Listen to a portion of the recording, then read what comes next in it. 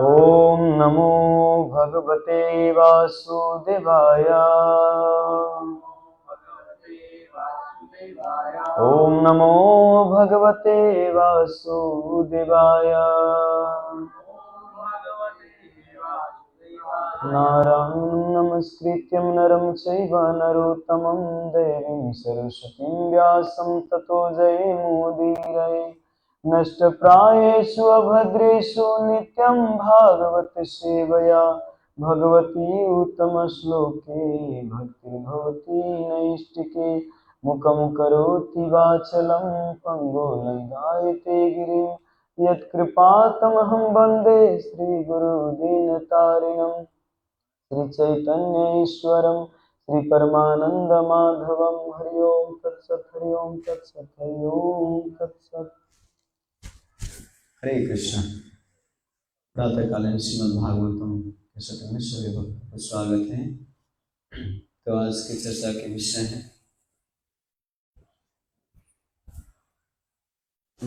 स्कंद 3 अध्याय 9 श्लोक संख्या 15 से। आज विशेष दिन धनतेरस के दिन भी है।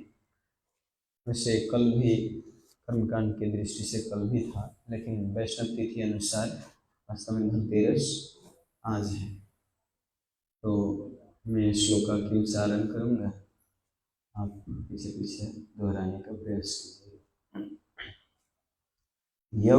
यस्यावतार गुण कर्म विडम्बनानि नामानि सुविगमे विवशा गृह्णन्ति। तेनैकजन्म समलं सहसैव हित्वा संयान्त्यपावृतामृतं तमजं प्रपद्ये। यस्यावतार गुण कर्म विडम्बनानि नामानि सुविगमे विवशा गृह्णन्ति। तेनैकजन्म समलं सहसैव हित्वा संयान्त्यपावृतामृतं तमजं प्रपद्ये। यस्यावतार गुण कर्म विडम्बनानि नामानि सुविगमे विवशा गृह्णन्ति। तेनैकजन्म समलं सहसैव हित्वा संयान्तपावृतामृतं तमजं प्रपद्ये।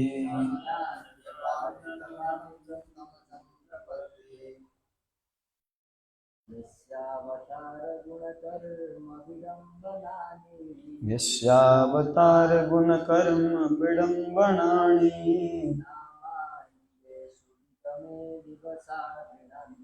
नामानि विवशा गृह्णन्ति।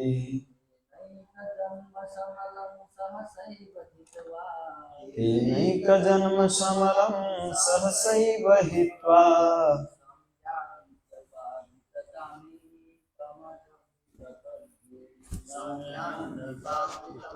तमजं प्रपद्ये। धन्यवाद। शब्दार्थ अनुवाद तात्पर्य दिए श्री भक्तिवेदांत स्वामी श्री प्रभुपाद की जय।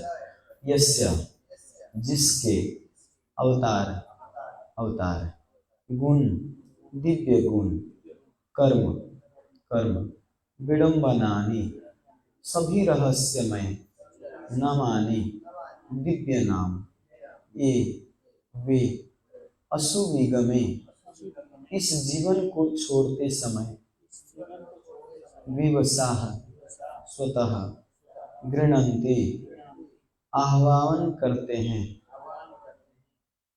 ते वे अनेक अनेक जन्म जन समलम संचित पाप सहसा तुरंत एवं निश्चय ही हित्वा त्याग कर संयान्ति प्राप्त करते हैं अपावृत खुली अमृतम अमरता तम उस अजम अजन्मा की प्रपद्य मैं शरण लेता हूँ। अनुवाद इस प्रकार है, मैं उनके चरण कमलों की शरण ग्रहण करता हूँ जिनके अवतार गुण तथा कर्म सांसारिक मामलों के रहस्यमय अनुकरण है। जो व्यक्ति इस जीवन को छोड़ते समय अनजाने में भी उनके दिव्य नाम का आह्वान करता है तो उसके जन्म जन्मांतर के पाप तुरंत धुल जाते हैं और वह उन भगवान को निश्चय रूप से प्राप्त करता है। तात्पर्य, भगवान के अवतार के कार्यकलाप एक प्रकार से उन कार्यों को अनुकरण है जो भौतिक जगत में चलते रहते हैं। वे मंच पर अभिनेता के समान हैं। अभिनेता मंच पर राजा के कार्यकलापों को नकल उतारता है, यद्यपि वह सचमुच में राजा नहीं होता।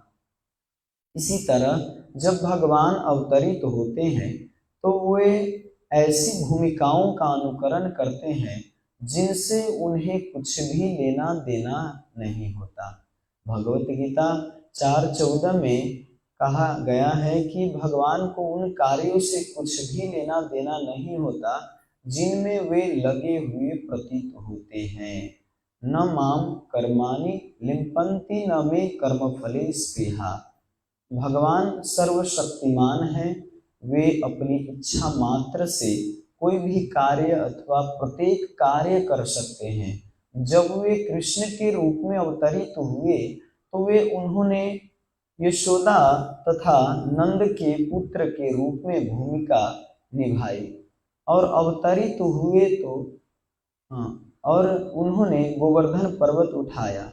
यद्यपि पर्वत उठाना उनका कार्य नहीं है, वे अपनी इच्छा मात्र से लाखों गोवर्धन पर्वत को उठा सकते हैं। उन्हें अपने हाथ से उसे उठाने की आवश्यकता नहीं है, किंतु वे इसे उठाकर सामान्य जीव का अनुकरण करते हैं और साथ ही अपनी आधी दैविक शक्ति को दिखाते हैं। इस रूप के कार्य और भक्तों के प्रति पक्षपात अनुकरण मात्र है। जिस तरह की मंच के दक्ष अभिनेता का वेश होता है, किंतु उस रूप में उनके सारे कार्य सर्वशक्तिमान के होते हैं। पूर्ण पुरुषोत्तम भगवान के अवतार के ऐसे कार्यों का स्मरण उतना ही शक्तिशाली होता है जितना कि साक्षात उनका। अजामिल ने अपने पुत्र नारायण के नाम को पुकार करके भगवान नारायण के पवित्र नाम का स्मरण मात्र किया था और इससे उसे जीवन की सर्वोत्तम सिद्धि प्राप्त करने का पूरा अवसर प्राप्त हो गया। श्री प्रभुपाद की जय। ओम ज्ञानतिमिरन्धस्य ज्ञानञ्जनशलाकया चक्षुन्मीलितं येन तस्मै श्रीगुरुवे नमः। श्रीचैतन्यमनोभीष्टं स्थापितं येन भूतले स्वयं रूप कदा मह्यं ददाति सोपदान्तिकं।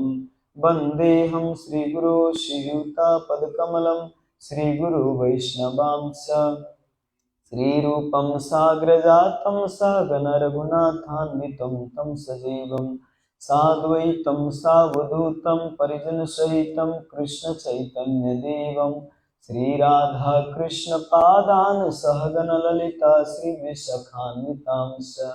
हे कृष्णा करुणा सिन्धो दीनबन्धु जगत्पते गोपेश गोपिकान्त राधाकान्त नमस्तुते।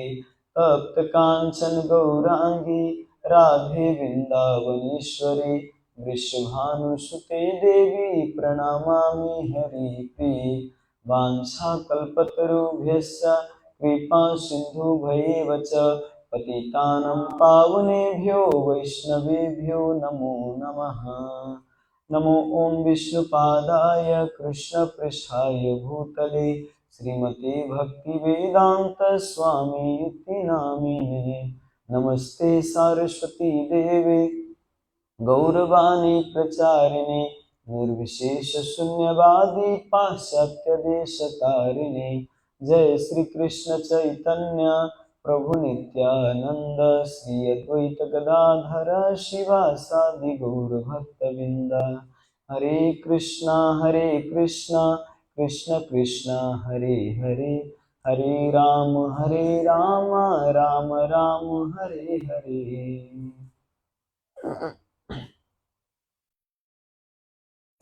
हरे कृष्ण। श्री प्रभुपाद की जय। तो आज धनतेरस के दिन मैं एक पुराण से देख रहा था, प्रभु जी लोग कर रहे थे। उसमें धनतेरस के दिन विशेषकर भगवान के सुबह सुबह प्रार्थना करनी चाहिए। सिंपल जो भागवत में पहले प्रार्थना है, ओम नमो भगवते वासुदेवाय, ये करके, और धन्वंतरे अमृतः कलशः हस्ताय सर्वमय विनाशाय।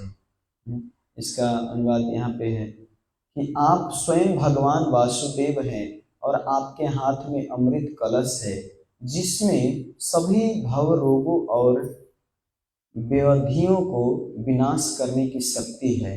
आप तीनों लोकों के नाथ हैं। ऐसे महाविष्णु भगवान को हम प्रणाम करते हैं। तो वास्तव में धनतेरस के दिन धन जमा करने के लिए दुकान पर जाने की जरूरत नहीं है ना। ये हमारा वास्तव में ये समाज की परंपरा कहाँ से चला, ये वास्तव में परंपरा नहीं, ये शास्त्र का कोई प्रमाण नहीं, लेकिन हमको लगता है धनतेरस के दिन दुकान पे जाके सोना खरीदना ही ये सबसे बड़ा हमारा धर्म है।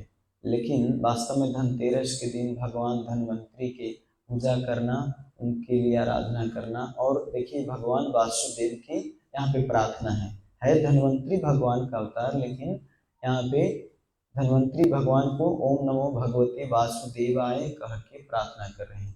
ध्रुव महाराज भी आप देखेंगे तो दर्शन दिए भगवान विष्णु के रूप में ध्रुव महाराज को, लेकिन ध्रुव महाराज प्रार्थना क्या किए थे, ओम नमो भगवते वासुदेवाय।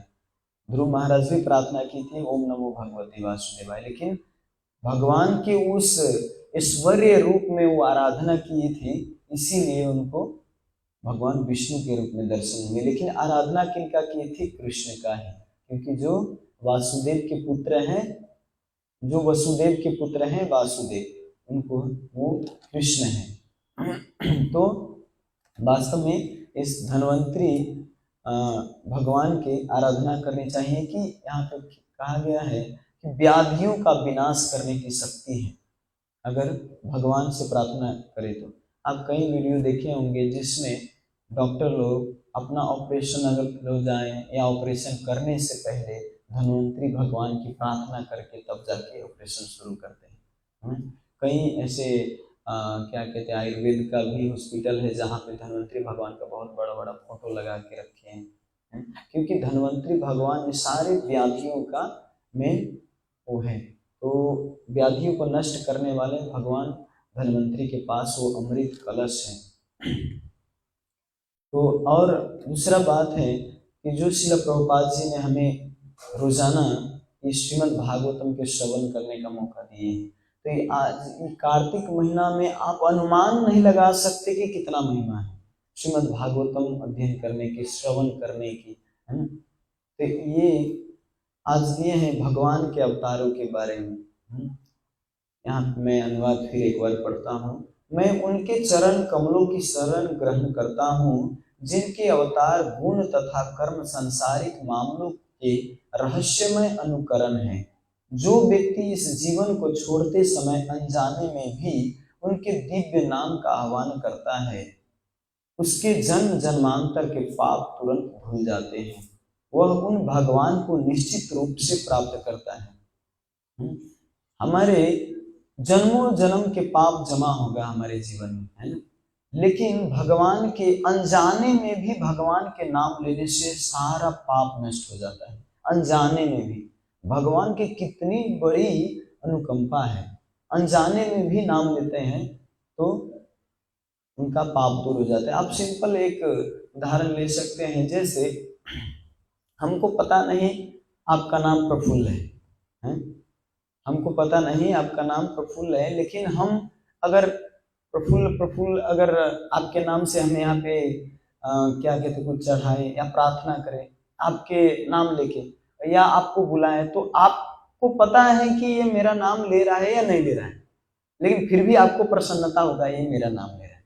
हम कहीं जाते हैं रोड पे तो कहीं फ्लेक्स पर देखते हैं नाम छपे, मेरा नाम से दुकान होता है किसी और का, लेकिन कहते हैं हमारा नाम यहाँ पर है वहां, तो हम नाम देख अपना नाम देखते ही प्रसन्न हो जाते हैं, है ना। एक भौतिक, वास्तविक में हमारा नाम नहीं है, मेरा नाम नहीं है, वो उस दुकान वाले का नाम है, लेकिन फिर भी हम उस नाम को देख के हम खुशी हो जाते हैं कि ये मेरे नाम पे आदित्य हार्डवेयर, वहां पे आदित्य हार्डवेयर है, तो हम देखते कम से कम नाम से। वैसे भगवान का नाम है प्रफुल्ल पुष्पमाला, तो वो सब मतलब जैसे नाम आते ही हमारे अंदर प्रसन्नता आ जाती है, वैसे भगवान के अंदर वास्तव में संसार में जितने नाम हैं ये सब किनका नाम है? भगवान के नाम है ना। भगवान के नाम से सब दूसरे नाम रखा हुआ है ना। जैसे आदित्य है तो आदित्य, ये तो भगवान के 12 आदित्य में से एक आदित्य है ना। कृष्ण, भगवान स्वयं कृष्ण है, ये कृष्ण कहेगा कि मेरा नाम कृष्ण है, थोड़ी कृष्ण हो, प्राण वल्लभ, राधा वल्लभ, है ना, ये सब भगवान के नाम है ना। लेकिन हमको लगता है कि ये मेरा नाम तो वास्तव में भगवान से आए हैं। तो इस संसार में इसीलिए नाम, ऐसा नाम रखना चाहिए जिससे हमको कृष्ण याद आए, भगवान याद आए, है ना, हमारी चेतना की शुद्धि हो, ऐसी नाम रखनी चाहिए। लेकिन आजकल की अरिष्टासुर भी नाम मैंने सुना, ये पहली बार सुना अरिष्टासुर। अब क्या होता है, फिल्म जो इंग्लिश फिल्म देख के और उसको ये नाम रखते हैं, ऐसे ऐसे नाम, तो अरिष्टा, बाकासुर, आकासुर भी नाम रखने लगे हैं, है ना, चिंटू पिंटू टिंकू, क्या क्या नाम होता है। लेकिन वास्तव में हम वैदिक शास्त्र में देख सकते हैं तो भगवान के नाम अनजाने में भी यहाँ पे प्रमाण मिलता है। भगवान यहाँ पे बता रहे हैं कि अनजाने में भी कोई अगर नाम लेता है तो वो पाप से दूर हो जाता है। देखिए, लेकिन एक बात आपने माइंड में क्लियर रखिए, पाप दूर होना और भगवान का प्रेम प्राप्त करना ये आकाश पाताल के अंतर है, भक्ति होना ये आकाश पाताल के अंतर है ना। हो सकता है आपका पाप दूर हो जाए, लेकिन फिर से आपका जो बीज है पाप करने का आपके अंदर जड़, वो तो फिर मर जाएगा, तो फिर पाप करने की प्रवृत्ति तो नहीं गई, है ना। पाप तो दूर हो गया लेकिन फिर पाप हो गया। देखिए, भगवान चाहते हुए भी क्या कहते हैं कि ये दुख को ग्रहण नहीं कर सकते। भगवान आनंदमय है, चाहे कि इस संसार में किसी को ना पाप लगे कि कोई भी, ये मेरा ही तो संतान है, तो मेरा ही संतान है तो इसको पाप से दूर कर सकते हैं ना। भगवान जो चाहे वो कर सकते हैं। अरे भगवान की जरूरत, जैसे प्रभुपाद जी यहाँ पे बताएं, गोवर्धन उठाने की जरूरत नहीं थी उनको हाथ पर, वो तो केवल इच्छा मात्र करने से हजारों पर्वत उठा सकते हैं, उनको हाथ पे ही लीला करने की जरूरत। लेकिन भगवान ये इसीलिए करते हैं कि भक्तों को आनंद देने के लिए, इस संसार में जितने जीव है फंसे, इस सबको उद्धार करने के लिए ऐसे ऐसी लीला करते हैं। उनको माखन चुराने की जरूरत नहीं है, उनको वो क्या कहते हैं, रन को छोड़ के भागने की जरूरत नहीं थी जरासंध को देख के, है ना।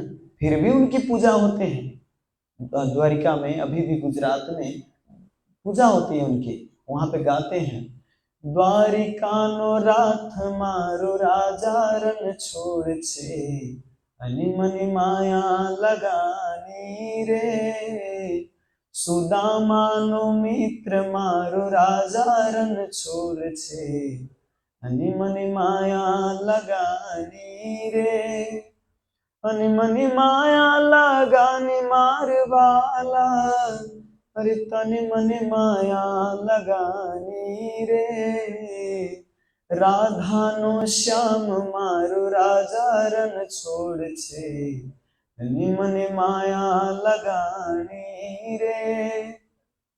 तो भगवान रन छोड़ के भी भागे तो भगवान के एक एक लीला जोड़ के और भगवान का गुणगान करते हैं। भक्त की ये चरित्र रहता है। भगवान रन छोड़ के भागे तो उनकी और बेइज्जती होनी चाहिए, तो बेइज्जती ना हो कि और ज्यादा गुणगान करते हैं। हम लोग अगर कोई कर्म कार्य करें कुछ भी तो बेइज्जती होता है ना? हमारे चरित्र का नाश होता है। लेकिन भगवान कोई भी कार्य करते हैं तो वो लीला हो जाता है। लेकिन हम जो अगर कोई कार्य करते हैं तो हम अपनी इंद्रिय तृप्ति के लिए कार्य करते हैं, लेकिन भगवान ये संसार को उद्धार करने के लिए कार्य करते हैं। उनकी लीला वास्तव में केवल जीव को इस संसार से पार करने के लिए होता है। नहीं तो भगवान रावण को भी मारने के लिए वहीं पर केवल चाहते, एक बार सोचते और यहाँ पे रावण मर जाता, हिरण्यकशिपु यहाँ पे मर जाता, जितने भी राक्षस है वो सब मर जाते। भगवान को उखल में ही बंद के उस दो नल कुबेर मणिग्रीव को क्या कहते गिराना नहीं था। वो तो केवल एक झाप देते और गिर जाता है ना। इतने खेलते थे इतने दिन से, तो दूसरे दिन भी तो ढाल सकते थे ना दोनों वृक्ष को। भगवान तो वहीं पर खेलते थे नंद बाबा के आंगन में, जहाँ पे नलकुबेर मणिग्रीव का वृक्ष था वहीं पर खेलते थे। तो लुका छिपी खेलते थे, तो कभी पेड़ को भी पकड़ते थे, है ना। तो उस समय भी तो गिर सकता था ना, इतनी छोटे से बच्चा। और क्या कहते हैं, उखल केवल खींचने से गिर गया। तो यहाँ पर वास्तव में इसी दिन क्यों घटना हुआ और उखल से ही क्यों हुआ, और इसमें आपको क्या लगता है सबसे बड़ी कृपा किनका है? नहीं, ये नल कुबेर मणि के उद्धार के कारण सबसे बड़ी कृपा किनकी है? नल कुबेर मणिग्रीव के ऊपर नारद मुनि और हाँ उखल और भगवान स्वयं। लेकिन यहाँ पे हरिसूरी जी के टीका में वो लिखते हैं कि नहीं, ना उखल का कृपा था न नारद मुनि की कृपा था, सबसे बड़ी कृपा था तो यशोदा मैया की कृपा थी। यशोदा मैया की कृपा के कारण वास्तव में नल कुबेर मणिग्रीव का उद्धार हुआ। क्योंकि यशोदा मैया अगर उखल में बांधते नहीं उनको तो बंधन का उनको अनुभव नहीं होता, और बंधन का अनुभव नहीं होता तो नल कुबेर मणिग्रीव बंधन में है ये पता नहीं होता। वैसे तो सारे कारण के कारण भगवान ही है, लेकिन यहाँ पे वास्तव में यशोदा मैया को श्रेय दे रहे हैं, क्योंकि भक्त के कारण ही सब कुछ होता है। यहाँ पे जब भगवान को बांध दिए यशोदा मैया तो भगवान को लगा अरे बाप रे, बंधन में कितना कष्ट होता है। तब उनको लगा ये नल कुबेर मणिग्रीव भी बंधा हुआ है पेड़ के रूप में, मैं तो मनुष्य के रूप में हूँ, फिर भी हमको इतना कष्ट हो रहा है। ये तो पेड़ के रूप में न खा पाता है न बोल पाता है, कुछ भी नहीं कर पाता, तो इनको कितना कष्ट होता होगा। तो जब बंधन का अनुभव हुआ भगवान को तो फिर दूसरे का बंधन खोलने के लिए तैयार हो गए। तो वास्तव में हम भी इस संसार में बंधे हैं, है ना। हर व्यक्ति बंधा हुआ है माया के जाल में। हर व्यक्ति कुछ न कुछ आसक्ति से बंधा हुआ है, कोई पैसा से बंधा हुआ है, कोई अपने परिवार से बंधा हुआ है, सबका अपना अपना कर्तव्य से बंधा हुआ है। लेकिन हम ये ना सोचे कि हम बंधन में हैं, हम कैसे प्रचार करें, हम कैसे बाहर जाएं। नहीं, बंधन में होते हुए भी भगवान यहाँ पर सिखाए कि दूसरों को उद्धार कैसे करना है। स्वयं उखल में बंधे हुए थे लेकिन फिर भी उद्धार के लिए दूसरे को सोच रहे थे। तो वैसे ही हम इस संसार में बंधे हैं, लेकिन हमारा कर्तव्य है केवल अपना ही बंधन खोलना नहीं। इस संसार में जितने फंसे जीव हैं हम अच्छा से अच्छा प्रयास करें कि सबको भगवान के नाम श्रवण कराएं, कथा श्रवण कराएं, नाम जप करने को लगाएं, है ना। तो ये भगवत गीता डिस्ट्रीब्यूशन करें, भागवतम को सुनाएं। तो हम जितना ज्यादा से ज्यादा अगर सुनाते हैं तो भगवान को उतना ही प्रिय है। नल कुबेर मणिग्रीव जाते समय क्या प्रार्थना किए थे? एक प्रार्थना है उनकी, बहुत सुंदर प्रार्थना किए हैं। जाते समय उनकी इच्छा नहीं था जाने की, नल कुबेर मणिग्रीव को वृंदावन छोड़ के जाने की इच्छा नहीं था, लेकिन भगवान उनको कहते हैं कि जो लीला तुमने वर्षों से देखा है यहाँ पर ब्रज में रह के, इस लीला को जाके और अपने अलकापुरी में सुनाओ, प्रचार करो।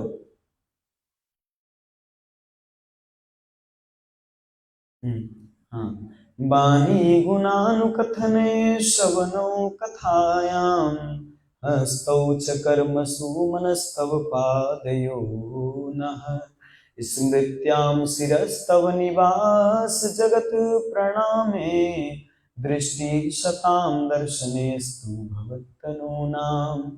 कहते हैं अब से हमारे सभी शब्द आपकी लीलाओं का वर्णन करे और हमारे कान आपकी महिमा का श्रवण करे, हमारे हाथ पांव अन्य इंद्रियां आपको प्रसन्न करने के कार्य में लगे और हमारे मन सदैव आपके चरण कमलों का चिंतन करे। जाते समय नल कुबेर मणिग्रीव यही प्रार्थना करके जाते, भगवान आदेश देते हैं जाने के लिए, लेकिन जाते समय कहते हैं मेरा जो ये मन है, मेरा जो हाथ है, मेरा पैर है, केवल आपके सेवा में लगे और आपके ही गुणानुवाद करे, आपका ही गुणगान करे। हम जाते वृंदावन तो कहते हैं वृंदावन में ही रह के भजन करें, लेकिन नल कुबेर मणिग्रीव कहाँ पे कह रहे नहीं नहीं, मैंने जो आपसे सुना, मैं जो देखा, अब भगवान की आज्ञा से इस लीला को मैं अब अलकापुरी में प्रचार करूंगा। तो वास्तव में भगवान इस संसार में लीला करते ही हैं भक्तों को आनंद देने के लिए, नहीं तो हम क्या चर्चा करेंगे भगवान की, है ना, यही आनंद देने के लिए। तो इसीलिए हर लीला के श्रवण करना चाहिए और इस लीला को औरों को बताना चाहिए। जो लीला हम सुनते हैं, आनंद प्राप्त करते हैं, ये आनंद दूसरों को देना चाहिए।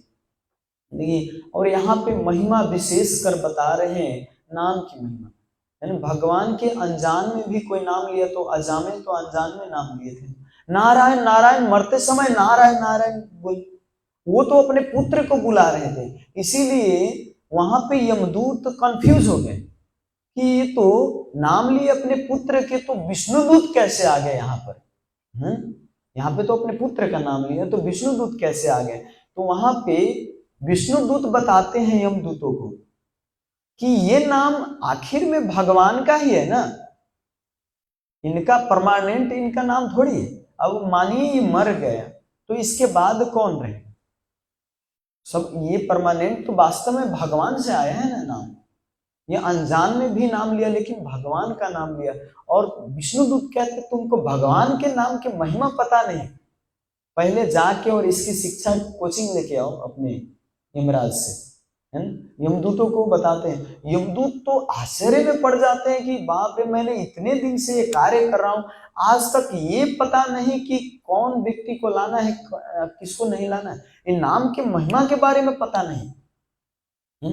तब जाके विष्णु जो यमदूत होते हैं वो आश्चर्यचकित हो जाते हैं, वहां से रुष्ट होके और जाके यमदूत को कहते हैं कि आपने हमको ऐसे बताया क्यों नहीं इसके बारे में, मैं इतने दिन से कार्य कर रहा हूं लेकिन भगवान के नाम की महिमा हमको आपने नहीं बताया, इसके कारण आज कितना बड़ा भूल हो गया। वो विष्णुदूत आया था, वो तो पता नहीं अगर थोड़ा और जिद करता तो हमको वहीं पर बांध के रख देता, वहीं पर मार देता, है ना, हमारा बाल बच्चा भूखे रह जाता है। यहाँ पर मेरा भी तो परिवार है, वास्तव में परिवार है सबका, जितने भी स्टाफ काम करते हैं वहां पे सबका परिवार है। तो कहते हैं कि हमको इस नाम के महिमा के बारे में बताइए। तो यमदूत वहां पे क्षमा मांगते हैं, नहीं, यमराज क्षमा मांगते अपने पार्षदों से कि वास्तव में मेरी गलती है कि मैं इतने दिनों से भगवान के नाम की महिमा आपको बताया नहीं तो वास्तव में उत्पादन सृष्टि जितने भी करने वाले हैं, विनाश करने, सब उनके ही हाथ में है। सृष्टि स्थिति प्रलय साधन शक्ति रेखा, सब सृष्टि भी करते हैं, उनके ही हाथ में सब कुछ है। तो तब जाके यमराज जी उनको भगवान के नाम की महिमा श्रवण कराते हैं यमदूतों को, है। तो वास्तव में भगवान की महिमा अनंत है और यहाँ पे भगवान जब प्रभुपाद जी एक बात और कह रहे हैं कि भगवान के लीला सुनने और भगवान के साक्षात दर्शन करने में अंतर नहीं है ना। देखिए यहाँ पे दिए हैं, पूर्ण पुरुषोत्तम भगवान के अवतारों के ऐसे कार्य का स्मरण उतना ही शक्तिशाली है जितना साक्षात उनका दर्शन करना। हमको लगता है कि भगवान के दर्शन नहीं किए हैं, वास्तव में दर्शन करने की इच्छा भी होती है, क्योंकि संसार में हम कथा से ज्यादा, भगवान के दर्शन से ज्यादा भौतिक चीज ज्यादा दर्शन करते हैं, है ना।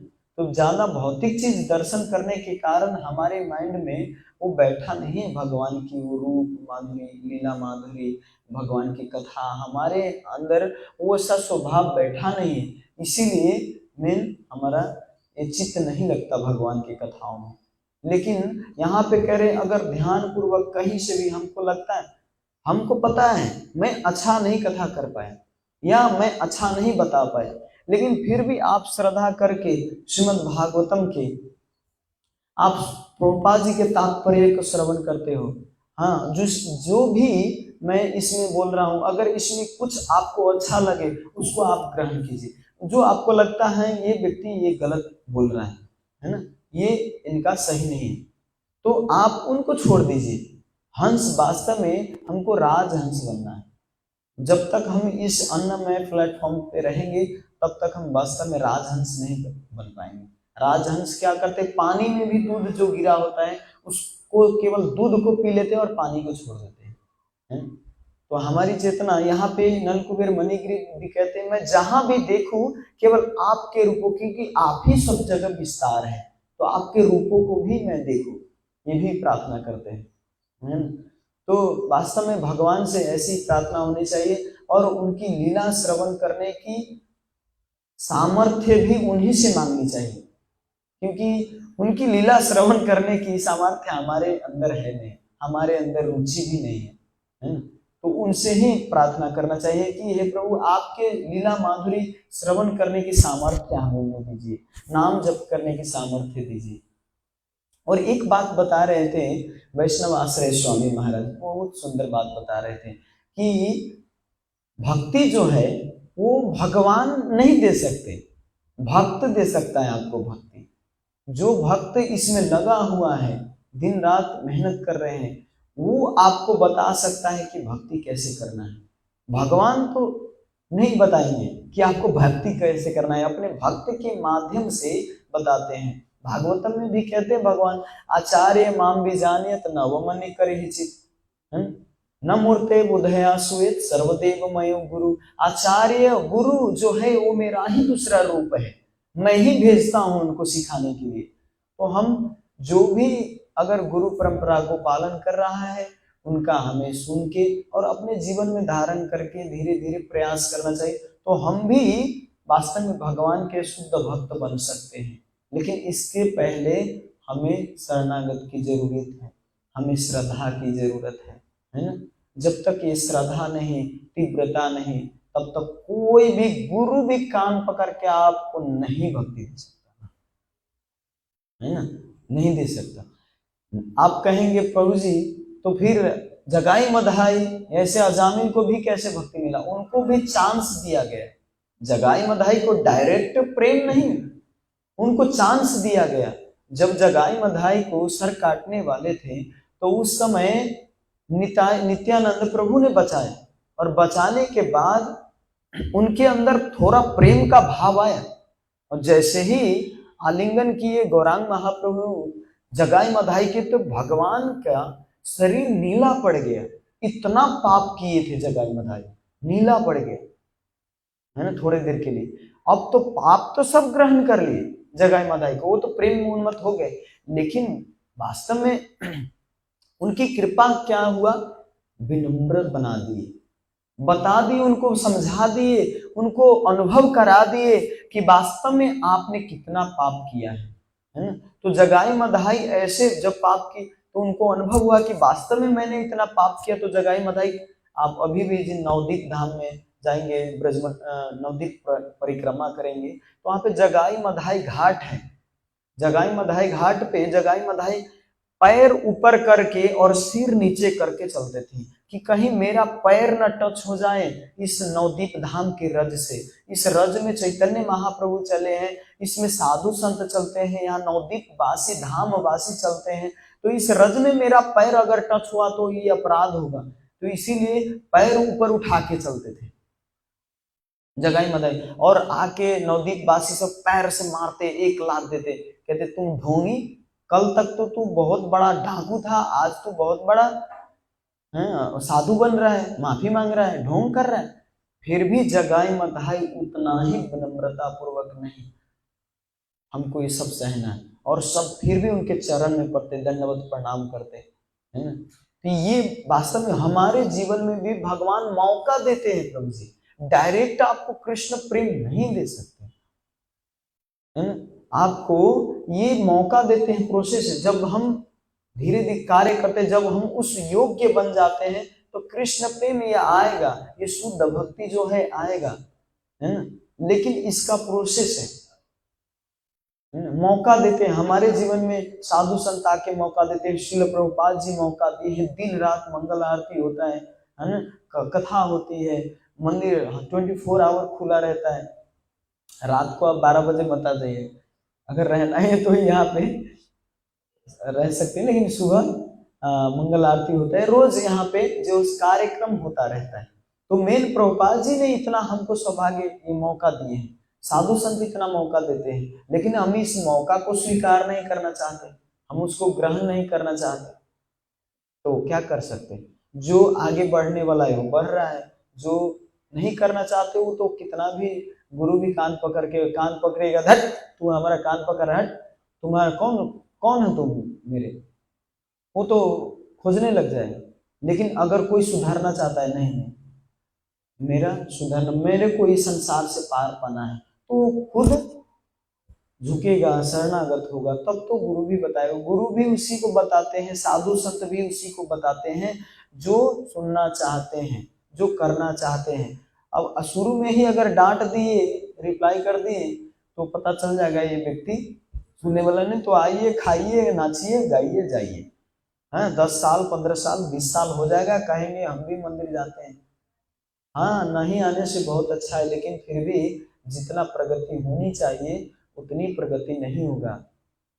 रूपेश्वर गौर प्रभु जी एक बार बता रहे थे कि हमारा मानिए 60 साल 70 साल जीना है यहाँ पर, तो उसी के अनुसार कैलकुलेट करके और उसी के अनुसार हमको भक्ति करना चाहिए। जैसे नौधा भक्ति आदौ श्रद्धा तथा साधु संगत वचन क्रिया अथ अनर्थ निवृत्ति स्यात् अथ निष्ठा रुचिस्तथा अथ आसक्ति तथा भाव तथा प्रेमावदच्छति। प्रेम भाव तक 9 स्टेज पार करना है और 60-70 साल केवल जीना है। तो ये नौधा भक्ति कैसे पार कर पाएंगे इतना, अगर इतना स्लो मोशन में जाएंगे तो ये भी करना है वो भी करना है, ये भी इच्छा पूरा करेंगे, है ना, अंतिम में बुढ़ापे में तो कैसे ये नौधा भक्ति पार कर पाएंगे डायरेक्ट। तो इसीलिए अभी से हमको उतना ही तीव्र भक्ति में लगना चाहिए और हर समय अपने आप को चेक करना चाहिए, वास्तव में मैं भक्ति के तरफ ज्यादा उन्मुख हो रहा हूँ कि भौतिक के तरफ ज्यादा उन्मुख हो रहा हूँ। जितना मेरा उम्र बढ़ रहा है, जितना क्या कहते हैं, ये हमारा उम्र घट रहा है ना धीरे धीरे, जितना हमारा 60 साल हुआ तो अभी अगर 30 साल हो गया तो 30 साल घट गया, अब केवल 30 साल बाकी है। तो क्या 30 साल के अंदर में मैं क्या किया प्रगति, अब क्या करने वाला हूँ, ये सब कुछ प्लानिंग से।